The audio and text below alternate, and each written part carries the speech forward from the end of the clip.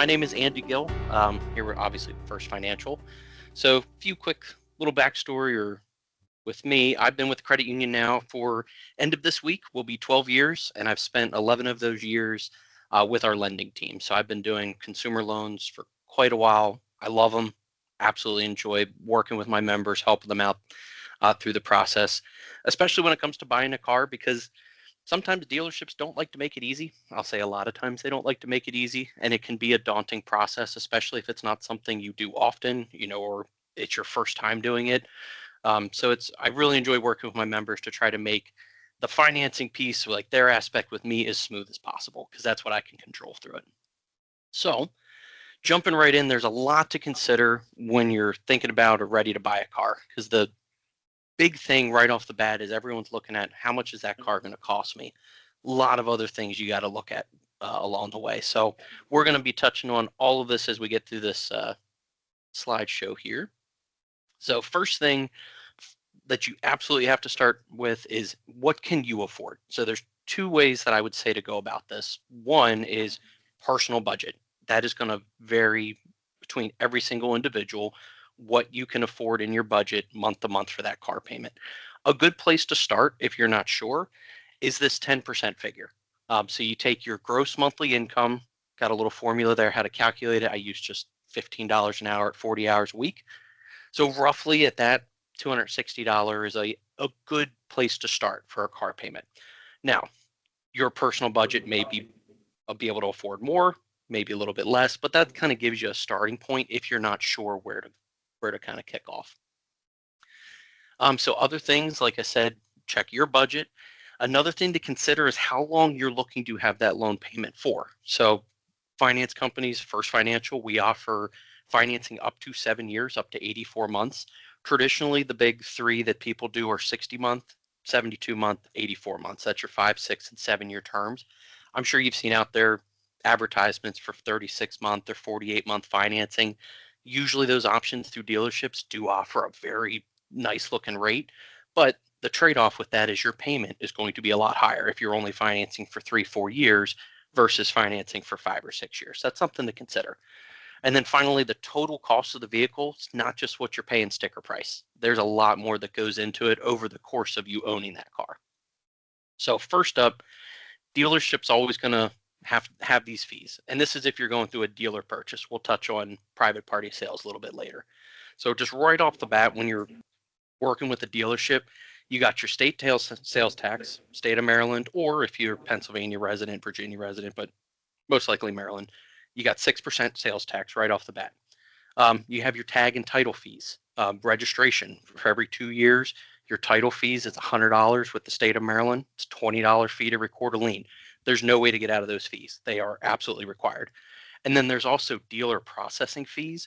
I'm sure you've seen them if you've looked at a purchase order before or you've heard of it. They're up to $599, if not more. I've seen them up as much as $899. That is entirely just the dealership taking your money, and there's no way around it. They are legally allowed to charge it, so they're going to. And so that's something you have to consider when you're buying the car. Insurance is another big one. A lot of people don't consider the insurance cost of that vehicle over a 6-month or even a 12-month premium. And there's a lot of different factors that go into what your insurance cost will be. So based on what your age is, your driving record, the vehicle itself is going to come down to part of that cost. So if you're looking to buy a 2024 Camaro, that's going to be a little bit more expensive insurance than, say, a Nissan Rogue, something like that. Also, where you live. So personally, for me, my insurance was really high when I was in a shared parking lot with other people in my apartment complex. My insurance goes up just because of the possibility people around me can damage my car. So that really does also play into it, as well as your yearly driving miles, because the more you're going to be driving that car, the more of a risk you are to the insurance agency. So all of that is going to factor in. And if you're getting your first vehicle, you don't have existing insurance, so you can kind of shop around. If you've already had a car before, then it's a little easier to get that rate. And a lot of times, if you end up going new car after you've had an existing vehicle you pay insurance on, you sometimes get a new car discount. That's always nice to see for like the first year or so. So just something to be aware of, that insurance is going to play a big part of your total cost for that vehicle. So additional costs that are going to come up along the way, just regular maintenance of a vehicle, just regular ownership, your registration and renewals for emissions every year or two. Um, Obviously gas, no one likes to pay gas at the moment. I wish it was a lot cheaper. Your regular oil changes and maintenance, it's important. I mean, the standard, I know cars go nowadays with your synthetics, they can say up to 7,500 miles. To me, I've always gone by the every 5,000, every 6 month rule. That's a cost every 6 months you got to be able to plan for. Brakes and tires don't happen as often, but they are expensive when they do. And then also you have to consider those unexpected repairs. Big thing to know with that, warranty options are out there. I know a lot of times you don't want to think of like, I don't want to pay more on this car. I don't want to add, $2,000 to protect a warrant, to protect this vehicle or add that to the cost. It's going to cost me more per month. I understand that argument, totally get it. But when you think about, and this is the best way it's been explained to me, you buy your cell phone. Are you willing to spend a little bit more to put a case and a screen protector on that phone? A warranty is very similar like that to a vehicle. Your car is a rolling computer. That's what it is nowadays. So a lot of times you don't want to add that cost, but you have to weigh the downside of what if something comes up, because you can't plan on that. That truly is the unexpected cost. So just a quick look, just some estimates here, just throwing out, oil changes approximately $75. If you're full synthetic, it's probably more. Registration renewals, these are based on Maryland. Personally, I'm a Pennsylvania resident. Mine are a little different, but I'm just kind of going on Maryland for now. I would like to say that the gas cost I had here was a little bit cheaper the last time I did this presentation. It's gone up. And then brakes and tires, like I said, those can get very pricey.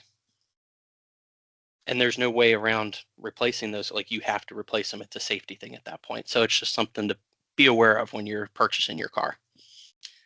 Anybody got any questions on kind of initial cost stuff like that?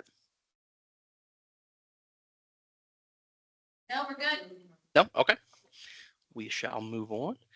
All right. So the next part up is financing. So obviously, First Financial is here to help you. Absolutely. And I love helping, like I said at the beginning, I love helping my members through the process, trying to make it as simple as possible for you, because like I said, the dealership's not there for you, we're there for you. So obviously, how and where you're going to finance. I personally, and this is just me, I like going into a transaction with the dealership prepared. I like going in with my financing lined up. I like knowing what I'm willing to spend and what number that's going to put me at roughly per month, just so that way I don't get there and the dealership can't throw a bunch of numbers at me and I'm not really knowing where that puts me on my bottom line. So everyone is different. There's a lot of benefits to walking in and just being like, I want this car for this amount, make it happen. I've had some members tell me they do that, it works out. It's not my speed on that. I like going in, having that financing, knowing I have this rate, this amount, this will be my approximate payment. I like going in with that.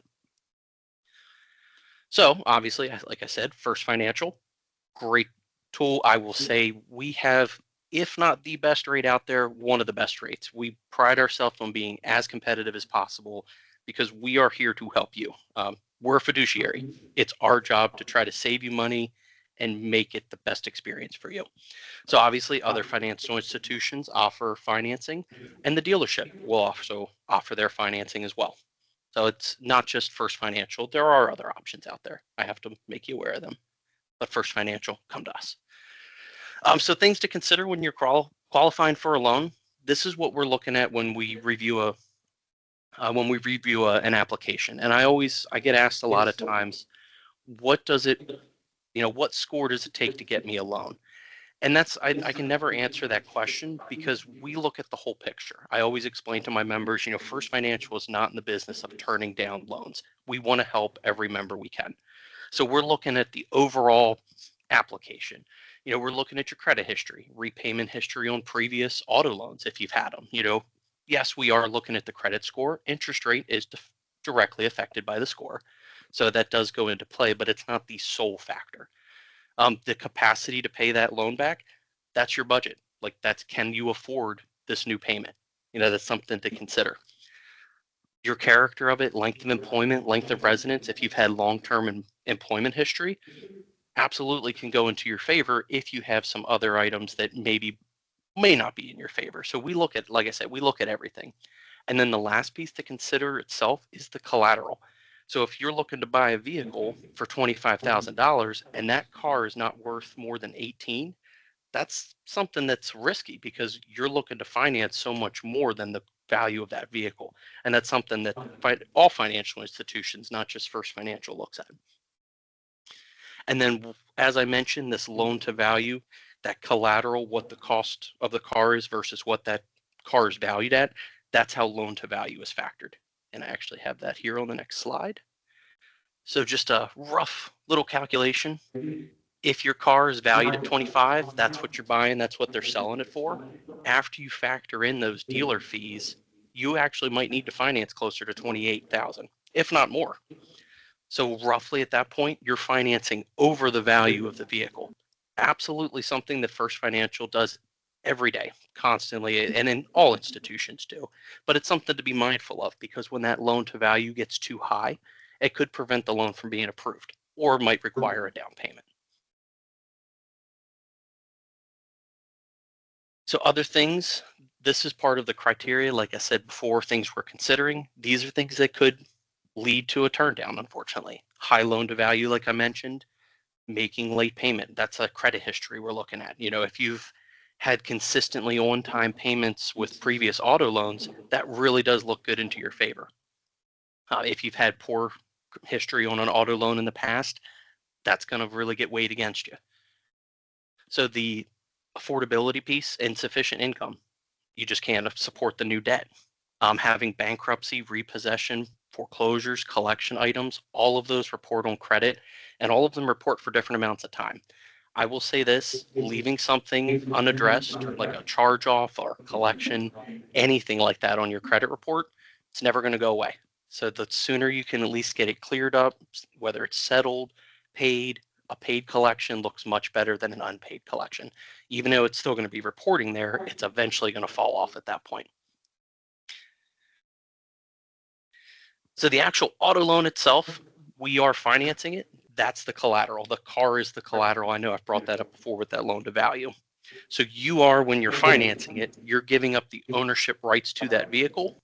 We then have it as a secured loan, and that comes in that it's the lien is what the actual finance institution will hold.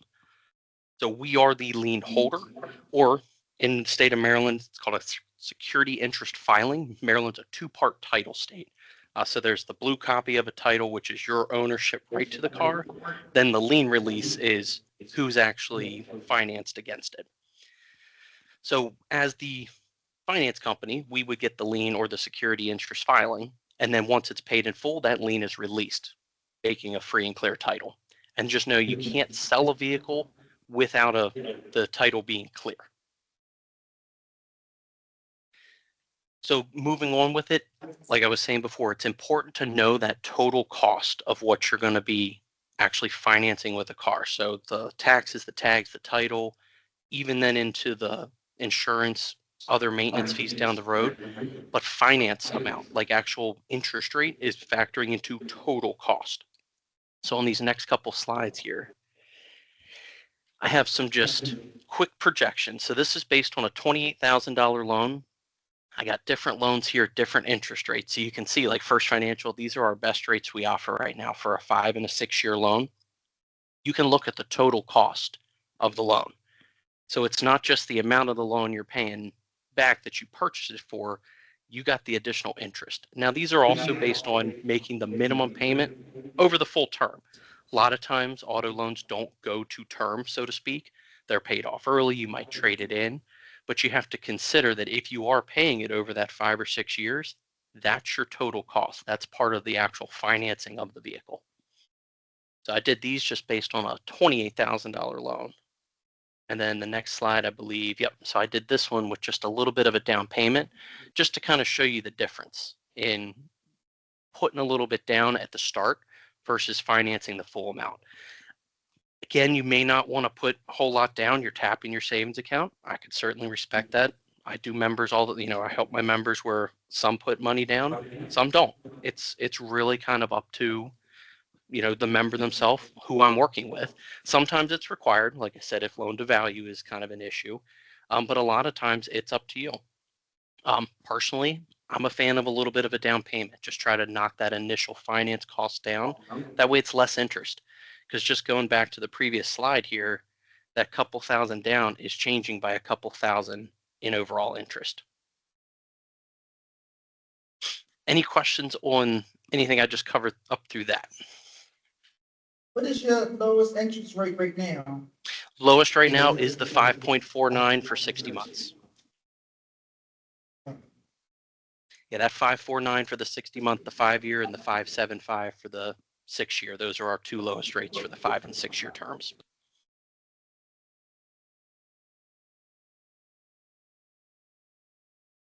Any other questions? Yes. When would you refinance your car if it's too high? You didn't have all this knowledge and you've got payments that's over the roof. So you want to refinance. How do you do that? You can contact us. Absolutely. I help my members all the time. So, I mean, depending on where you're financed with, like we don't just do a purchase, we do refis. So if you're at a much higher rate, we pull the value of your car. We're saying, okay, how much do you owe? How much time is left? And I like working with my members to see, so if you've initially bought your car and did a 6-year loan, for example, you've had it for about a year, I'll initially say, let's try to do it for a 5-year term, just so that we're not extending that term back out to 6 years. Now, sometimes if you're really looking to get that payment as low as possible, you want to extend it to 6. And I go over all those options, and any one of the originators that I work with here at First Financial, we always go over that with our members. Like we want to know what's in your best interest, what's your ultimate goal. So if you're considering a refi or you got a real high payment, higher rate, give us a call. We'll see what we can certainly do. Or if you've already got your account, you can apply online. It's only a credit pull that needs to happen to see what we could offer. So if you're okay having that credit pull done, we can work up the application and see if it's in your best interest to refi. And then sometimes I'll also go along and say, if now's not the best time, like if we just can't save you money, let's try again in 4 to 6 months. Maybe there's some items on your credit, work on those. Let's see what we can do in 4 to 6 months. Thank you. Of course. Any other questions?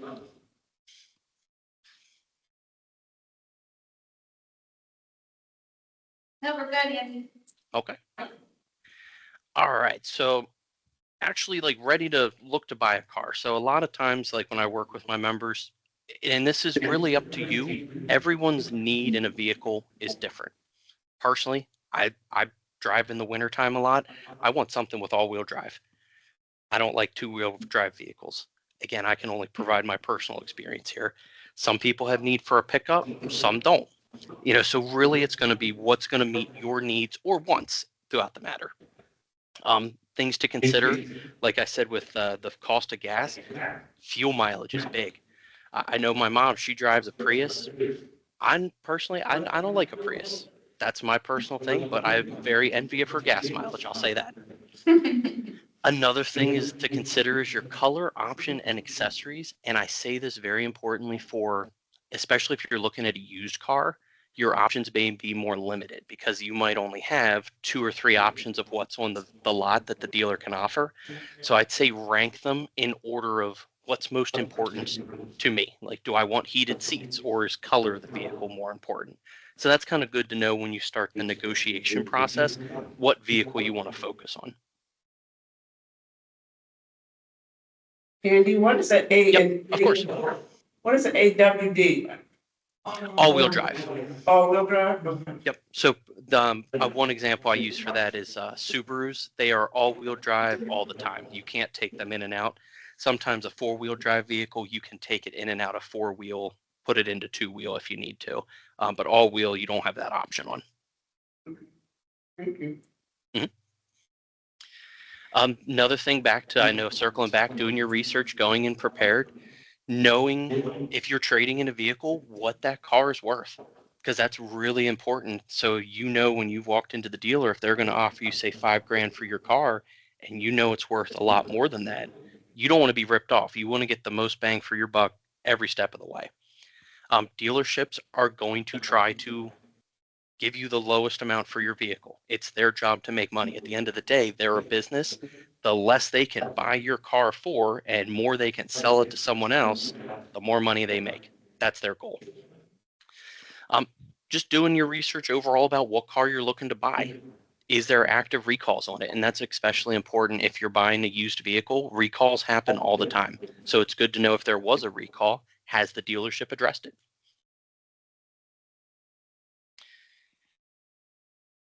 Other things out there, a lot of times dealerships will offer incentives or rebates. Great time to try to get into a vehicle, especially if the prices prices have been up and continued to go up. So it's really nice if you can get a nice couple $1,000 dealer rebate, always go for them. Shop around. Don't just stick to one dealership. Now, if I say this as every car I've purchased has been from the same one. I've had a great experience. They've treated me right. I kind of am loyal in that sense, but always done my financing with First Financial. Focus on the actual price of the vehicle for the invoice, not necessarily the MSRP, because that's something that comes from, say, Honda. They're the manufacturer. They're suggesting sell the car for $25,000. Invoice might be 23. The 23 is what the dealership paid for that car. So usually you're not really going to get below invoice price. There's some wiggle room to haggle with the dealership. I love haggling with them. I'll sit there and argue with the dealer all day long over the price of a car. I want to pay what I want to pay for it. A lot of people don't like doing it. I can respect that. CarMax doesn't even offer it. They don't want to do it. They set the price. You either are willing to pay it or you're not. So it's kind of up to you. Another thing I say with the haggling piece is if the dealership's not willing to come down on price, argue for some features or argue for some free oil changes. Get them to throw in an oil change or two. Get them to put the all-weather floor mats in, or hey, put some roof racks on, or give me the cargo net. Those things you can usually try to get more from the dealership out of. It's not costing them anything, and it's saving you a couple $100 if you wanted to buy it aftermarket. So if you can't get them down on the price, see what you can get them to throw in for you. Again, I'm a big fan of the haggle process. I'll tell you to do it all day long. Another time when you're actually going to buy a car, it's important to know or to actually purchase at the right time.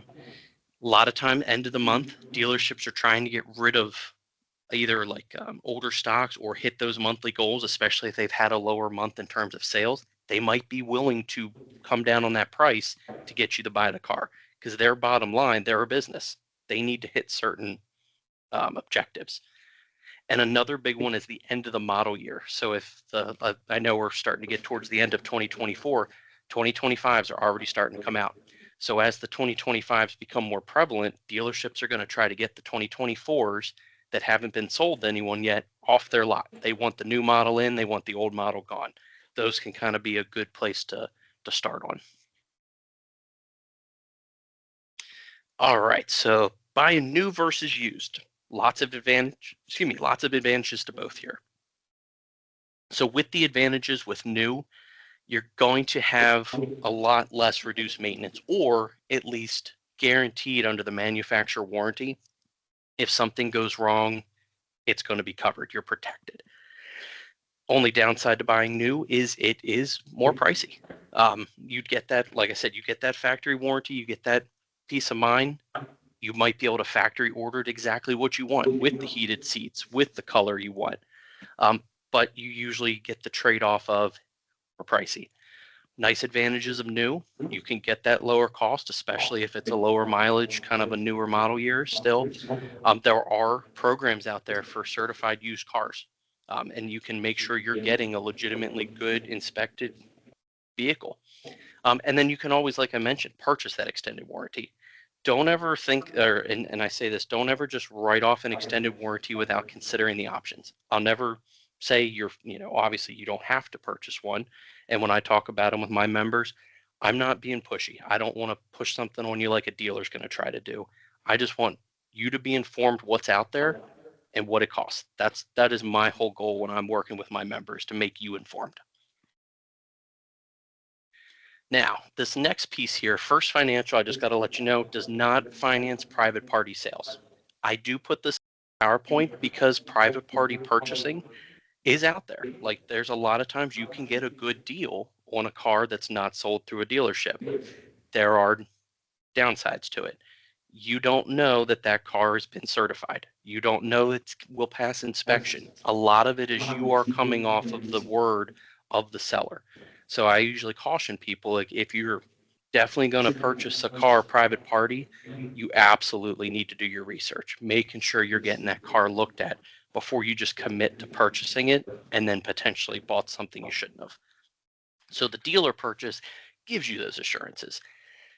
I'm not going to say that a private party purchase is bad. There are plenty of instances where it's a great find. You can get something good. Just know what you're purchasing is what I stress on that. This really all comes down to the private parties more so, just especially if you're buying from someone, not a dealership, not a licensed dealership, or not someone that's and not doing financing through an institution. Take someone with you. Have someone that knows cars.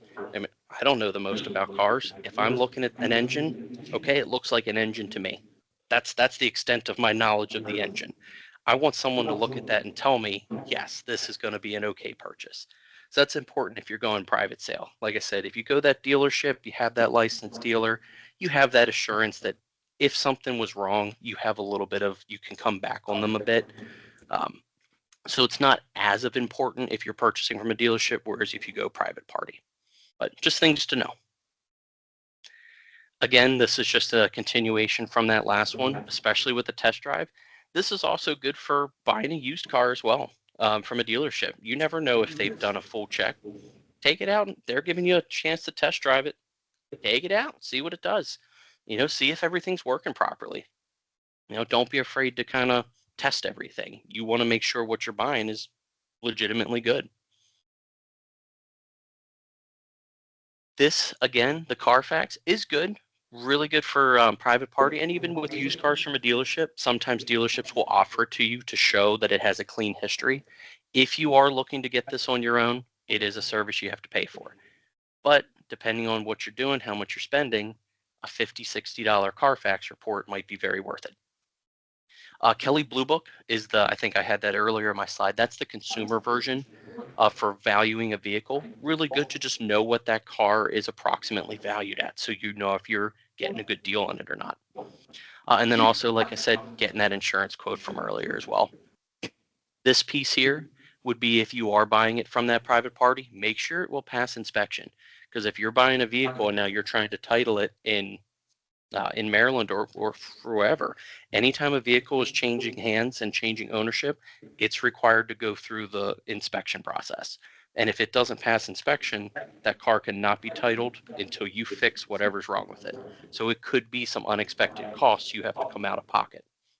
So just good to know to make sure it'll pass. Another thing here is ask to see the title. Now, dealerships, chances are you don't need to do this. I would say because they're a reputable, licensed place. This is more so, again, towards the private party sale. Because anything with a branded title, don't buy it. It is not a good car. It could be a salvaged car. It could be rebuilt. It could have flood damage. And the problem with those is they will get issues trying to get them insured, trying to get them past inspection, trying to get them retitled. And a lot of places will not finance a car. So First Financial, we will not finance a vehicle if it has a branded title. So that's really important to know. If you are buying something private party, ask to see that title. Make sure it's clean.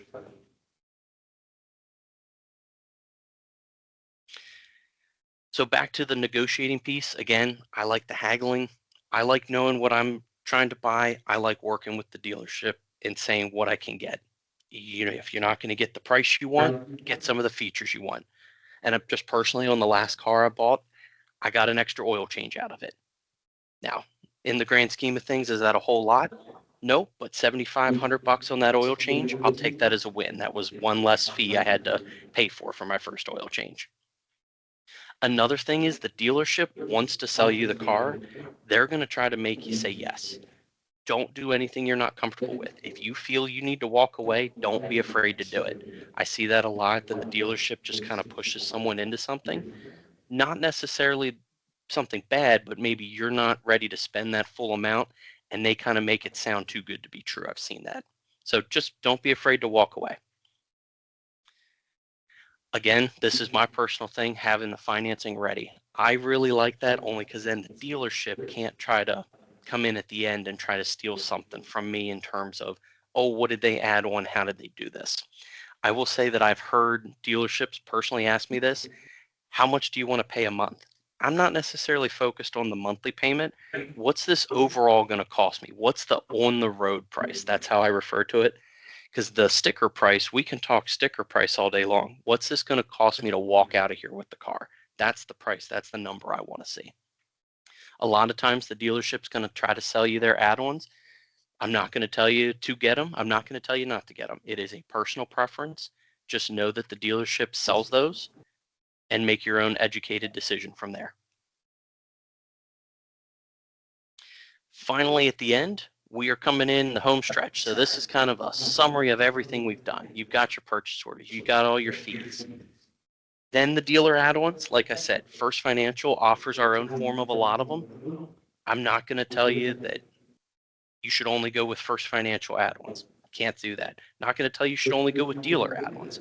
My whole goal, especially if a member is buying a warranty or buying one of those products, I'll work the quote on what we offer and present it to you. And if we can save you money for the same coverage, that's my job, is to try to save you money. So just know, like, your only option isn't with the dealer. First Financial offers our own form of a lot of this stuff as well. The final piece, and this is what I stress on for First Financial, these are our three products that we offer: GAP, warranty, and debt protection. I will say, if you're not familiar with GAP, if it ever happens to you, you'll be familiar with it for life. So GAP essentially comes into play if you owe $20,000 on your car, it's total loss and the insurance company pays you $18,000, you still owe that $2,000. That's what GAP is. If you have GAP protection, GAP steps in and pays it, or could pay a portion of it depending on some other factors. But traditionally, they pay that difference. A lot of times, dealer GAP, I've seen it as much as $1,200, $1,500. First Financial offers our GAP for $525. I have not seen it cheaper anywhere else. And I can tell you, I have not ever purchased a car without GAP. Personally, that's me.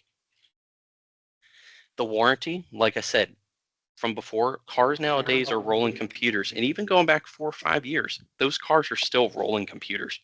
So if something goes wrong with the computer system, if you don't have a warranty, that's on you to fix. A lot of times warranty, especially with First Financial, depending on the mileage, as long as it's not too high, we can offer something for almost a full coverage on a vehicle, except for wear and tear and regular maintenance items. And I will even say dealership warranties, they don't cover wear and tear and regular maintenance. Those are always going to have to be out-of-pocket expenses, just naturally as the car needs work. Oil, belts, hoses, fluids, all that's going to be out of pocket for you. No warranty will cover those. And then the last piece that we offer is our debt protection. This is for unforeseen things happening to your income, unexpected life events. You're out of work due to getting sick or injured. Payments can potentially be made for you. You become involuntarily unemployed. Payments can potentially be made for you. And we're actually getting a more robust product starting on September 1st for our debt protection, that if you end up in the hospital for 48 hours, 3 months of your payments can be made for you if you have the life protection piece. So it really is some great coverages to consider. And again, this is just me personally. I have debt protection on my car. I got a warranty, GAP, and debt protection when I purchased my last vehicle. The way I look at it is I will never try to push something on one of my members like a dealership will. My job is to educate you on the benefit and the cost of it and let you make your decision. So ultimately, as I've kind of gone through this whole thing, we're here for you. We're here to help you through the process. It can be fun. It can be stressful buying a car. You know, there's a lot that goes into it, but it's my job, and I know that everyone on my team feels the same way. We want you to have the best possible experience. We can't control what the dealership's going to do, but we can control our part of it, and that's what we really strive to do. So just going on here, like I said, my team, all of us, expert loan originators, any one of us, if you gave us a call that answers the phone, we'll be able to help you out through the process. Personally, I like getting that pre-approval. We offer very competitive interest rates, if not some of the best out there. And then, like I was saying, with those warranty and the gap protections, we got protections that can usually cover exactly what the dealership offers for less money. And it's because we're not trying to make a profit off of you. We're trying to offer the product as a service to help you and protect you. Few quick resources here at the end. So a lot of people will look into your credit reports. These are the 3 agencies. Personally, First Financial uses Experian for everything consumer related. So you can contact all the credit companies, and everyone is entitled to a free credit report every year. So these are good resources to have in case you ever need to contact one. And then other than that, it is give us a call if you have any questions. Our consumer lending department, and like I said, any one of my expert loan originators can help you out. We offer information on our website, and you can even utilize the AutoSmart website with our partner dealerships. So you can actually get pre-approved using that, and then that certificate is valid at any one of our partner dealers that you can take it to them, and that's your rate and financing with First Financial. So it's something to check out. If you guys do end up having any questions moving forward, give us a call. Like, we're always happy to assist, even if it's just to kind of talk through the process of you're considering buying a car, or like the question earlier about refinancing the vehicle. Give us a call and we can start helping you through that process as well.